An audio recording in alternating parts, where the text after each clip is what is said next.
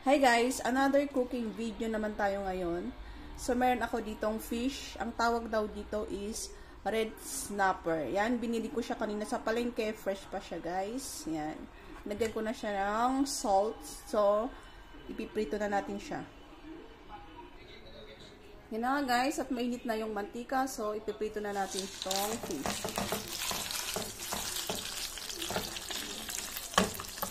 At yun na nga guys, habang nagpipito tayo, gawin muna natin yung sauce. So, meron ako dito, cornstarch, 1 tablespoon, then water. Ito gagamitin natin guys, pagkala ko doon sa sauce. Mix lang. Set aside. Sa isang bowl ulit, 1 teaspoon of sugar, ketchup.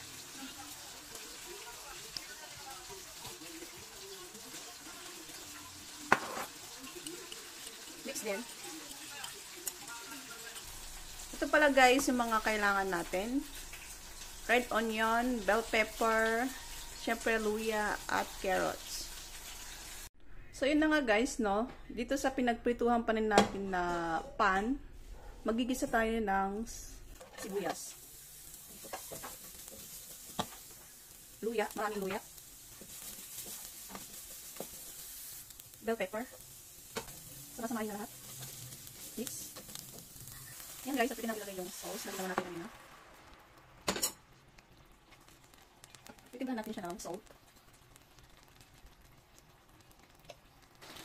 Then guys, ilagay natin yung ginawa natin cornstarch kanina para lumapot na siya. I-mix lang na mabilis kasi mabilis lang itong lumapot.